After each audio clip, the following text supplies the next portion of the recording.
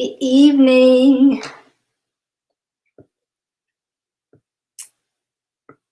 How is everyone doing today?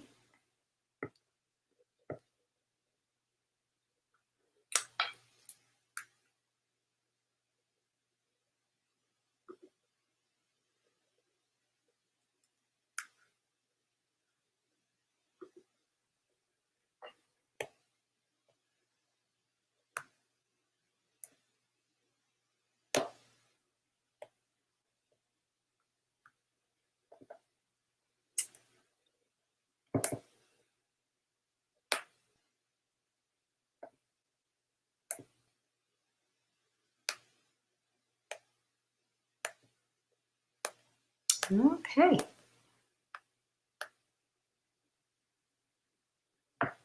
Thank you for tuning in today to Build Your Best Life. I am super excited. I know I always say I am super excited to be here, but today I am super excited. Was not able to be on Saturday, and this is the first day I was able to sit up all day. So I am super excited to be here. So thank you for everyone for tuning in today. I appreciate your patience on Saturday. My girl Anastasia was ready. She was ready to go. So our apologies, and we will make that up to you. But good evening to everyone out there, whether you are watching on Facebook, Periscope, or YouTube, whether you are in the United States, Canada, Jamaica, the Bahamas, Nigeria, wherever you're watching from. Thank you so much for tuning in and welcome, welcome, welcome. I cannot believe that the month of January is almost gone. It came in quickly and it is leaving quickly. So it is almost out of here. What, 5 more days and it's gone. So I thank you for sticking around with me here as we talked about mindset this month. It is the 4th building material that will help you to build a great life. So as you go on your way to be a better you, why not follow my basic principles to build your best life? So thank you so much. And as we continue with mindset, today I am going to talk about the young men in the hood. Young men in the hood.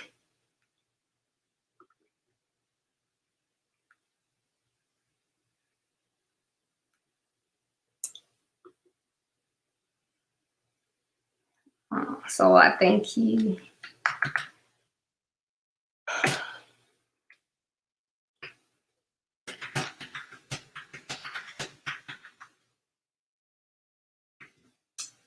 Thank you, thank you, thank you.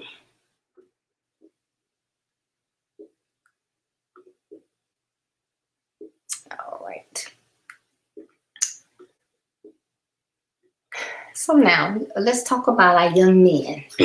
They get bad raps, bad raps, bad raps. They're not bad.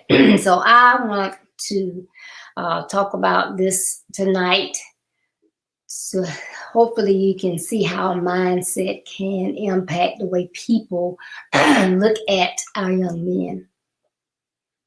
But when you look at a group of guys hanging out in the same neighborhood,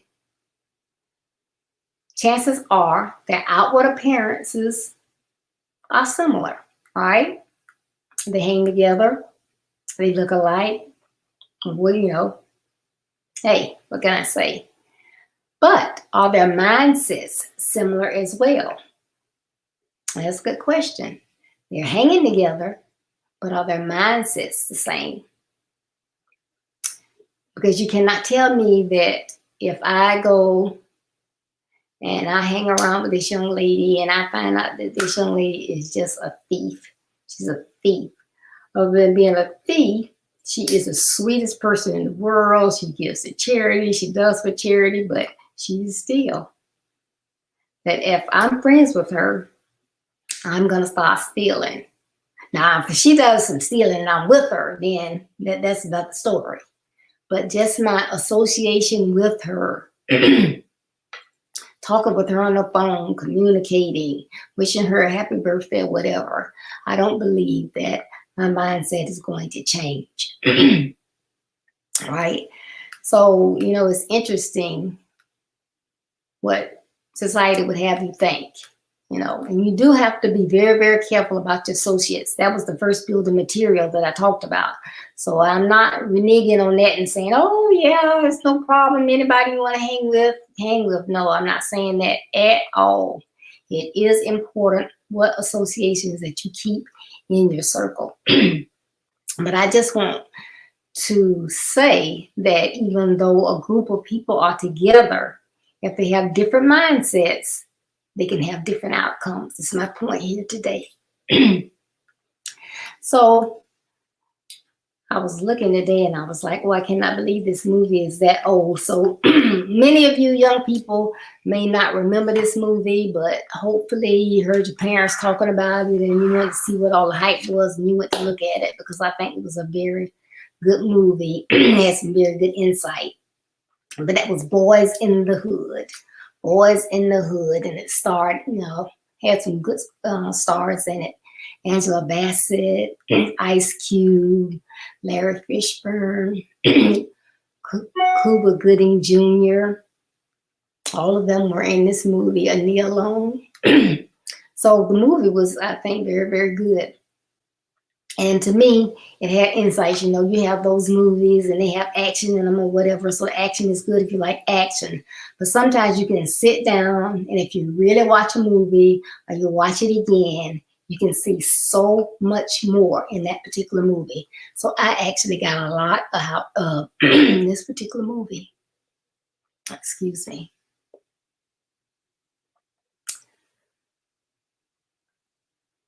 Okay, so where this movie begins is Reva Stiles, and based on, we didn't talk about this in the movie, but based on her having the same name as her son's father, I'm assuming they were married at some point in time. But it was Reva Stiles, played by Angela Bassett, and she was raising their son Trey, which when he gets older is played by Cuba Gooding Jr. And it wasn't that his father was not in his life at all, but she was raising him. He was living with her. She had him in a safe neighborhood, nice, clean, upscale, so he could get the right type of education and all of this. So he was in a safe place. However, Trey had gotten to that age where it was like, you just couldn't tell Trey anything. He was using profanity like a sailor. He was disrespectful to his mom. He was disrespectful to his teachers. And when you start being disrespectful to authoritative figures, it's time for you to be straightened out.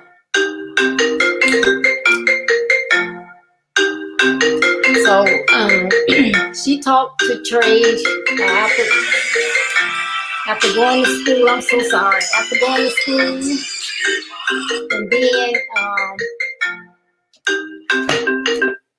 after going to his school, and she just sat down and she just made a decision. I'm so sorry. She made a decision that, you know what, it's time for you to go to live with your father.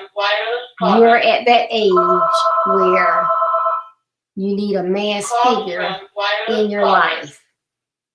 Now, I appreciate her mindset right there, because she could have had the mindset, you living with me, you're going to live with me, we live in a nice place, I'm not taking you where your father lives.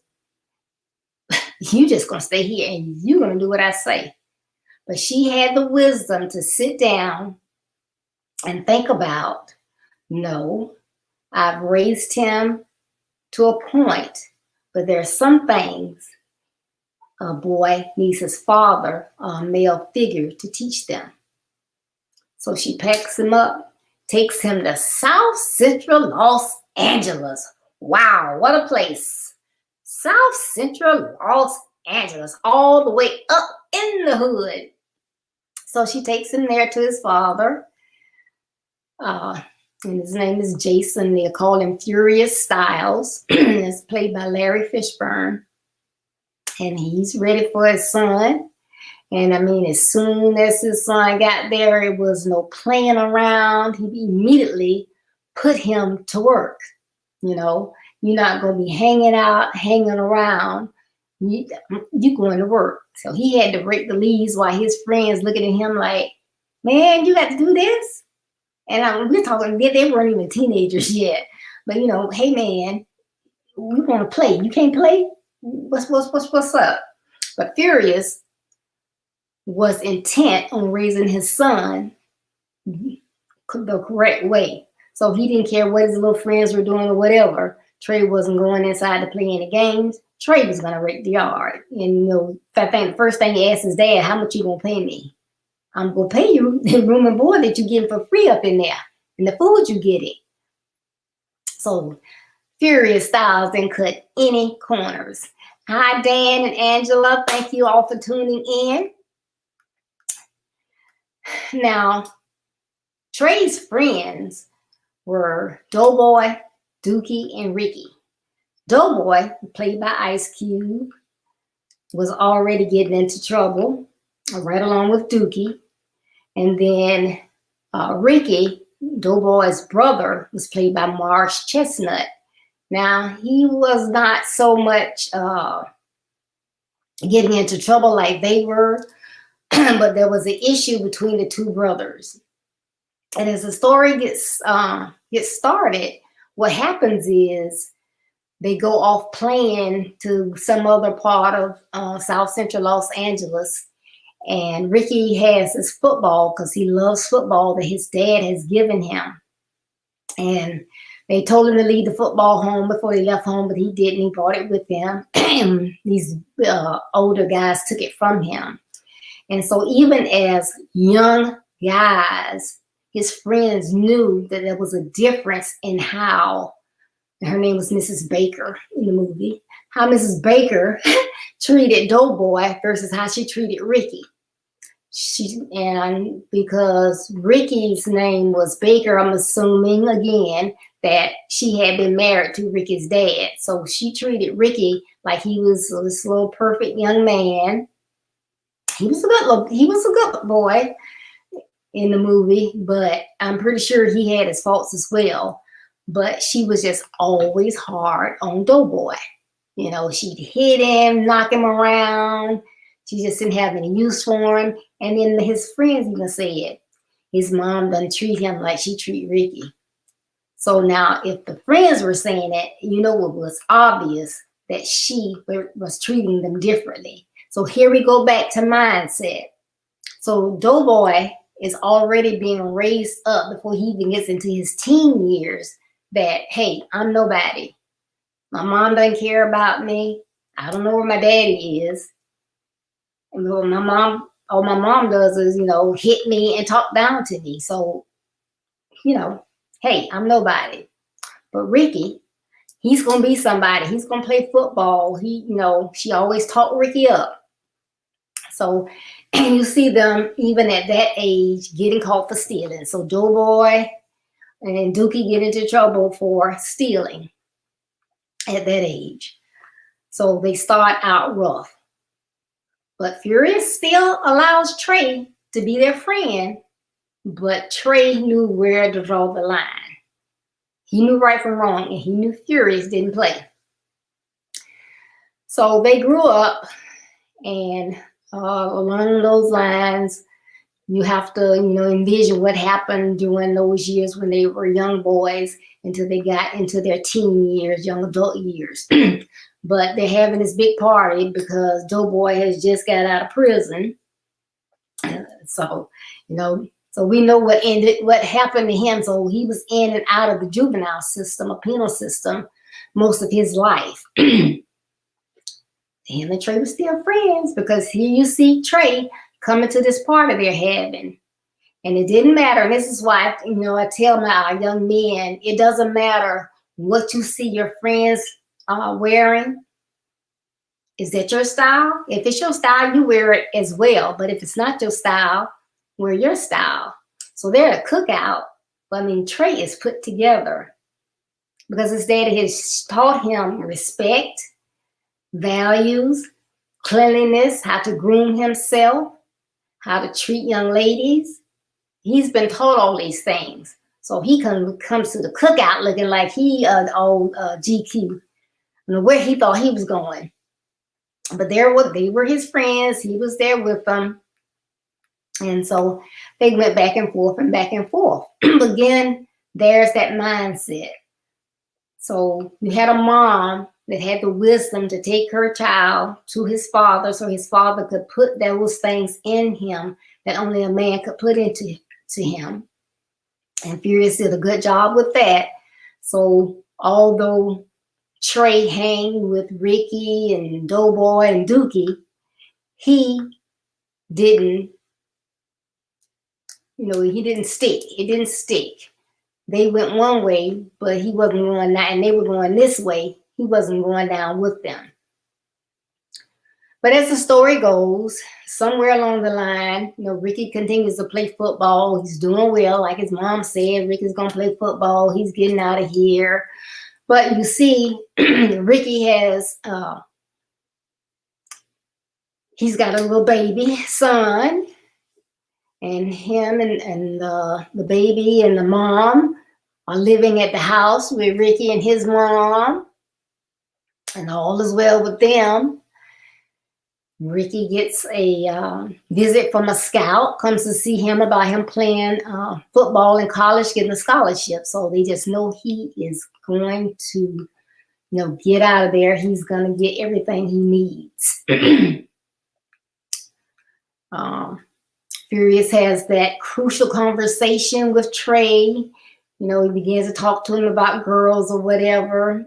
And I'm not going to go into the story the conversation they had about that, but they had a crucial conversation, which Trey made up all these lies because he didn't want his dad to know the truth. But anyway, that was a good part of the movie too. But anyway, so Furious did to have that crucial conversation with his son, gave him all the facts or whatever, so they go along. Doughboy's still getting in trouble. They're not working, just hanging out. Well, one particular day, Ricky was hanging out at the house as usual. He was a homeboy. He stayed home. His mom was cooking. She asked him to go to the store. He goes outside and he asks Doughboy to go to the store, and that makes Doughboy mad. Mama asked you to go. You're not any better than me. I'm not going. You go to the store yourself. Hi, Tamika. Thanks for tuning in. So off Trey and Ricky goes to the store. Well, I guess I need to back up. Well, Ricky had made one of the knuckleheads, which was a gang in South Central, angry at him. I think he walked in front of their car or something, and they got angry. So from that, they were after him. So every time they saw him, they gave him that look, but they were after Ricky. So this particular day is just Trey and Ricky. They go to the store. They're on their way back home, and they're going through like back streets or whatever, walking, and Trey spots this car, and he's like, "Hey man, what are we gonna do? They're gonna knuckleheads." So Ricky says, "Let's split up." Well, Trey doesn't want to split up. He wants them to stay together, but Ricky says, "Let's split up." So they split up. Trey goes one way, Ricky goes a different way. Ricky going along the street, instead of knowing these guys are after him, he's not using his common sense. Instead of him going on home, he's doing a scratch off. Guys ran up on him, shot him down in the street. In the back, they shot him down. Trey comes back, finds his friend. In the meantime, Doughboy looks down the street and he saw these guys and he's like, "Hey, it's gonna be trouble. We need to load up." So they got in the car and they went to look for Trey and Ricky. A little bit too late. So of course, Doughboy gets his dead brother, puts him in the car, takes him home, and he's just screaming, "Mama! Mama!" He wants his mom to come. The girlfriend screaming. He's hollering mama. She comes scratching her hair and patting her hair like, what y'all doing in here now? What's wrong? Until she sees Ricky bleeding. Then she starts beating the boy. What have you done? So everything from the time he was little was always Doughboy's fault. Doughboy had nothing to do with this. But she's beating, Doughboy. Couldn't bring Ricky back to life, but she's lost her son now that she just knew was going to he was going to get out of the hood, and that would be her way out of the hood as well. Now he's gone. Of course, Doughboy being who he is, like, hey, let's load up. We got to get revenge. We got to get these, whatever he called them. But the knuckleheads, so they had to go after the gang. So Trey, he's mad. I never seen Trey so mad. He was normally cool and calm like his dad, but he was all upset as well. His girlfriend's trying to talk with him. She's one that's big on faith and on God and trying to tell him, it's not right. And he goes home, and then his dad tries to talk to him. He's got a gun. His dad makes him put the gun back, and he's talking to him. This is not your fight. You need to stay here and let them go out there and handle it. His dad walks away. What does he do? He sneaks out the door and goes with them. So they go looking for the knuckleheads to get revenge. Again, there you go with mindset, decisions, whatever. So they're not stopping. Nobody's stopping to think, what do we really need to do? All they know is Ricky's dead and somebody's going to pay. So they go looking for these gangbangers to make them pay. But somewhere, luckily, as they were riding around town looking for the knuckleheads, the light finally came on in Trey's head. So all of that teaching that his parents had placed into him and his own mindset, he had time to stop, think, make that decision of what he really should be doing. And that was not going looking for trouble, because if he was in that car and someone in that car killed a gang member and he tied it back to them, he was going down as well. He had made it through all these years being friends with them without getting himself in trouble. So this is why I say your decisions are very, very important. Your mindset is important. But it finally, came together for him. He said, stop the car. I want to get out. Of course, they thought he was a punk or whatever. Man, that was your friend, blah, blah. Stop the car. I want to get out. And that's how you as young men and people that are trying to support and help assist our young men need to have those conversations with them. It doesn't matter what someone tells you to do or suggests that you do. If you know it's wrong, you don't do it. You have to make up your own mind. Stop, think, then decide, and then act. Go with the right thing. So they didn't want to do it, but they finally let him out the car. He goes back home. Of course, his dad doesn't say anything. He's just glad his son came back home alive. Doughboy and Dookie, they go and find the knuckleheads and kill them. So they got their revenge. They feel a whole lot better. I don't know how that makes you feel better when someone you love is gone. But they did that. And so, I just thought that when I was thinking about it, I was laying in bed. I couldn't get up. Just whatever's going on with me. But that was just something that came to me about this movie and mindset. And I've talked about it, but then I began to see the different pieces in this movie. The mindset of a mother and this Doughboy's and Ricky's mom talking negatively into one son and positively into the other. So one was making it. He was coming up. He was doing things. He was still in school. He was getting ready to go to college. That other son that was dumb, that she hit all the time. He wasn't going to be anybody. He was like his dad. He was just on a downhill spiral. It was that mindset. And she had said it all his life. Remember, I said even the younger kid, when they were younger, even their friends knew the difference in how she treated them. So that had got into Doughboy's head as well. He wasn't nobody, Hey, I'm whatever. I don't have a dad. My mom don't love me. She just think I'm a punching bag. She say I'm not going to be anything. So, hey, what? So that was how his mindset went. So this mindset thing is real. It's powerful. It is real. You have to get that in to anybody that's in your circle, you're associated with, you're trying to help them in any way, whether it be your son, your grandson, your students, people in your Sunday school classes, whomever, someone you're mentoring. Help them to understand that their decisions and their mindset are two very powerful keys that they have that will assist them in being the best that they can be. Hi, Tamika. Thank you for tuning in.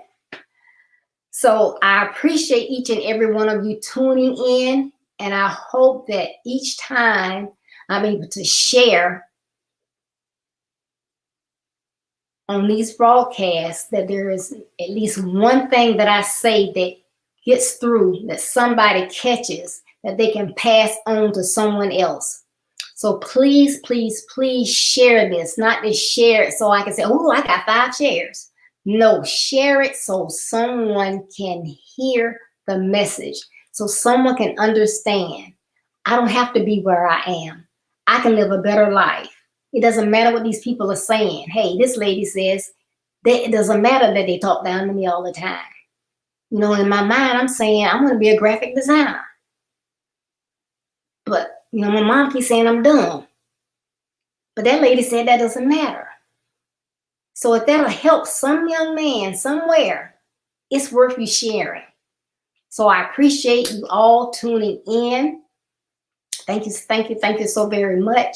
And again, I do apologize for Saturday. But like I say, this is the first day I've been up, sitting up. So I just couldn't do it. But I appreciate you hanging with me. I see you're here today. So thank you. I love you all. Please visit my website, www.buildyourbestlife.org. There you can get my book, Build Your Best Life. You can get my blog. Didn't download one this week, but I normally download a blog every Monday. And you can find out about my platform and my calendar of events. Please join us this Thursday at 8 p.m. Eastern Standard Time. We're going to have well-known Bishop John Eric Guns from Jacksonville, Florida is going to be on, as well as our renowned coach, Ricardo Miller. They're going to be on this Thursday at 8 p.m. Eastern Standard Time. So please join us so you can find out what these wise men are going to tell us about how we can reach our sons. So hopefully I will see you on Thursday. If that's too late for you, please go back and look at the video later. But again, thank you so much for tuning in. I appreciate you all. And as you go on your way to be a better person, on that journey, you will fall into pitfalls, rough terrain, detours, and distractions. Don't let any of those negative attributes stop you. Though they may slow you down, keep going to be the best you so that you can build your best life. Again, thank you so much for tuning in, and I hope to see you Thursday. Bye-bye.